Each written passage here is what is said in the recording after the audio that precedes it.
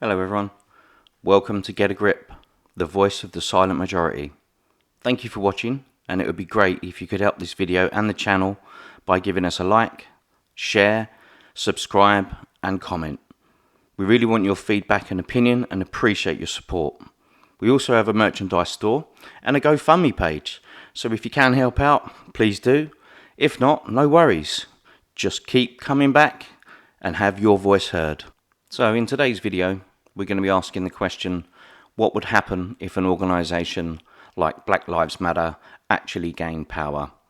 What that would mean in the short version is a country, a society run on socialism and on identity politics. So, what is socialism? A political and economic theory of social organisation which advocates that the means of production, distribution and exchange should be owned or regulated by the community as a whole. In Marxist theory, socialism is a transitional social state between the overthrow of capitalism and the realisation of communism. Now, I don't know about you, but I don't think a lot of the rich socialist, celebrity, football star personalities got the memo on this one. You know, everyone's rushing out to support Black Lives Matter, and as we'll see a bit further on in this video, one of their main aims is to dismantle capitalism and replace it with socialism, communism. Let's move on. So, communism. A theory or system of social organisation in which all property is owned by the community and each person contributes and receives according to their ability and needs. Yep, that's what it says in the dictionary. Doesn't really work out like that in reality. And we're going to look at a few places where that certainly hasn't been the case. Another one of those ideological dreams that the left will sell people based on a lie. So now we come to that most favoured technique of the far left, identity politics. A tendency for people of a particular religion, race, social background, etc. to form exclusive political alliances, moving away from traditional broad-based party politics. Now, if that isn't a definition of racism, well, I don't know what is. This is the card that the left continually play. The mainstream media push this, and broad-based society, black and white, is pushed to the fringes. You're either an activist, an extremist, or you're just someone trying to get on with your life regardless of your skin colour or race. And this is a fundamental problem I have with the left. Identity politics is divisive, it's confrontational, and it creates a hierarchy of victimization. That is not a way to move forward. Now, I understand it's very fashionable at the moment to start erasing history, pulling down statues and stuff, burning books. But let's look at a few lessons from history in the current day around communism. You have the USSR, Communist China, Communist North Korea, and let's have an example of National Socialism, the Nazi Party in Germany. So in these cases, was the country run by the people? No. Was the economy set up to serve the people? No. Was everyone treated equally? No. Did the ruling class or ruling party listen to the people? No. What happened if you didn't toe the line? If you spoke ill of the party? What happened to those who didn't have the right identity, like the Jews, the Ukrainians, or the ethnic minorities in China? Slavery? Death camps? The Gulag? If you were really lucky, you'd get life in prison. But who got rich and lived in luxury while the people starved, and still starve today? The ruling class, the party. So let's go and take a look at the ever so popular movement at the moment, or ideology, called Black Lives Matter, and see how that ties in with everything that we've just been taking a look at here. So when I was recording this, they had about 952,000. That's almost up to 1 million now. So, people just keep giving this organisation money. Let's have a quick look at what they want. Commitment to dismantle imperialism, capitalism, white supremacy, patriarchy, and the state structures that disproportionately harm black people in Britain and around the world. It goes on, we're developing new and exciting ways of organising that centre transparency, accountability, safety and healing for our organisers and our communities. BLM UK organises in the black radical tradition, using political education, direct action and political leadership towards black liberation. Our commitment to all black lives means that we lift up the experience of the most marginalised in our communities, including but not limited to working class, queer, trans, undocumented, disabled, Muslim, sex workers, women, non-binary, HIV plus people. But obviously we can't do this without some of that good old capitalist money. So the page goes on. I just want to draw your attention to two other things that I've pulled up from this. It does say that amongst calls for transparency and demands to reveal the leadership behind BLM UK, we're currently dealing with emergency legal matters following last week's protests, in addition to the hostility of far-right groups. This is a genuine threat to our safety, and whilst organisation and process plans for the fund are soon to be shared, we thank you all for your patience, but we cannot compromise the safety of our members at this time. Some of us are already public-facing figures and have spoken out as members of BLM UK. And one other point here, which I think just screams racism. We assure you all organisers involved in BLM UK are black, not politically black, and of African and Caribbean descent. And the funds raised will be diligently used to transform the nature of black life in the UK through international and national infrastructure building, interesting one, support of existing black-led groups and organisations across the country, in addition to campaigning for the demands we pose to the powers that be. The demands. So, as it stands today, people of all backgrounds have rushed out and given nearly £1 million to an organisation where they don't know who they are, they don't know what they're going to use the money for, and they don't know how or who is going to decide how it's spent.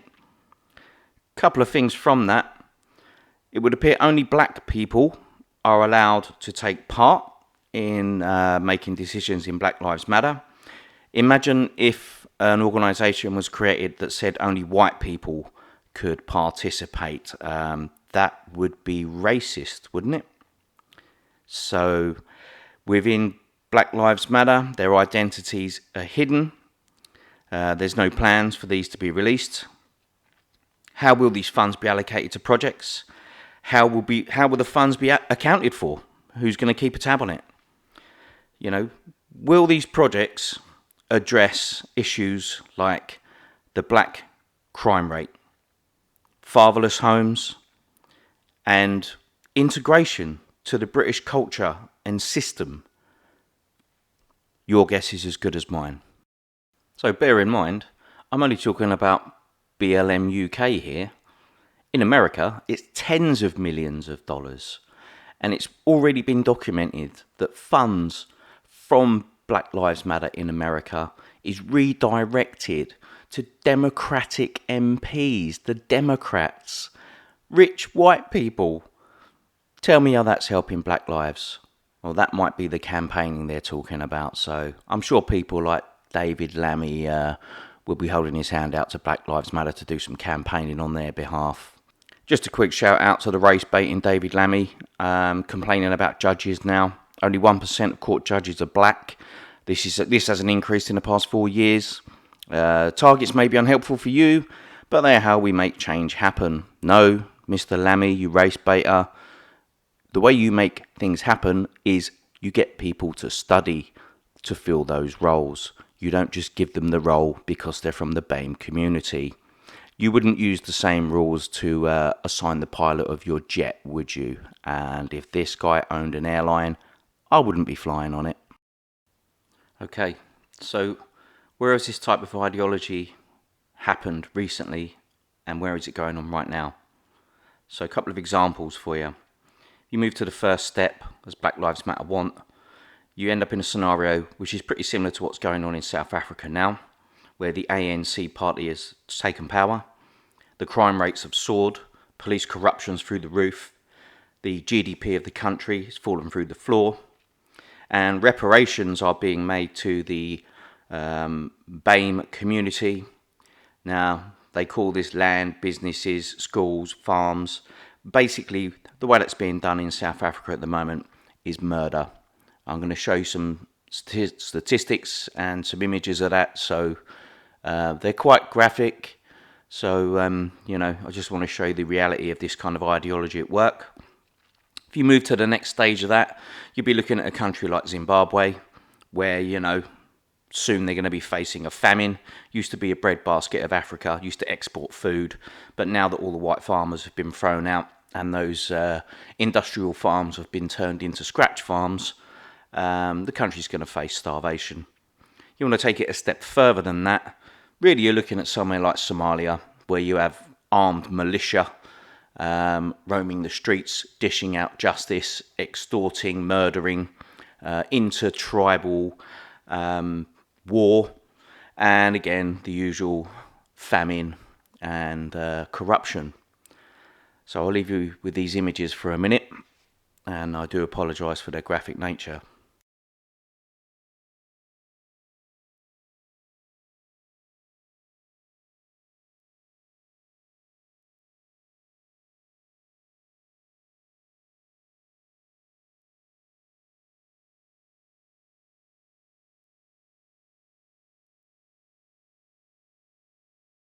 So if you needed any clarification as to what's actually happening in South Africa, I'll just read you this last slide. The South African government has completely banned the hiring of white people for government and imposes strict affirmative action rules on the private sector. A statement by the South African Communist Party, an ally of the ruling ANC, reads, "We won't rest until all whites are as poor as the rest of us." So I think you'll agree. A policy of revenge, hate, and murder. The big question really is, where is this on the mainstream media? Some of the figures that I looked at showed over 400 white farmers had been murdered in the past 12 months. Yet, the mainstream media, they don't even mention it. So, just a couple of final points on this video. I don't believe that black people are the problem. They're being lied to and they're being race baited by the mainstream media and the far left, the same as white people. It appears to be the goal of these organisations to set different identity groups against each other, kind of a divide and conquer a tactic. Organisations like Black Lives Matter only represent a minority of black people. They're a socialist, Marxist, communist organisation, and they've got political aspirations. They don't care about black lives, or they'd be more concerned about the black-on-black crime and murder rates. They only ever activate when it fits their political agenda. And what's happened recently has done that exactly. And, they're getting money piling in. And let's face it, that's what it's all about. In my view, socialism, communism and identity politics is divisive, and it breaks people apart into groups. It then places attributes to those groups, which is fundamentally racist. Socialist politicians and the leftist media have been adding fuel to the fire of division for years. They spread fear and hate among identity groups that they have created in an attempt to win power by any means, especially as democracy has not produced the results they desire. The socialists will sell you dreams of equality and a Marxist utopia for all, whereas in fact, this would soon turn into a dystopia of history being rewritten and the party controlling all you see and all you can say and think. We've just seen today, as I'm recording this, Katie Hopkins has been removed from Twitter, so that's another voice. This is already happening. If the left cannot have a debate with you or your ideas, they identify you as the enemy using labels such as far-right, fascist and racist. They will then shut you down based on the identity they have given you without even listening or having a debate with you on the actual issue that you're trying to discuss. So my last comment to everyone out there who might be saying, great, another voice gone. Today you may agree with the left and who it tries to shut down, what free speech it restricts, and how it's removing history. But remember, tomorrow it might be you and your ideas being shut down and labelled as the enemy. All lives matter, regardless of identity. Until the next one.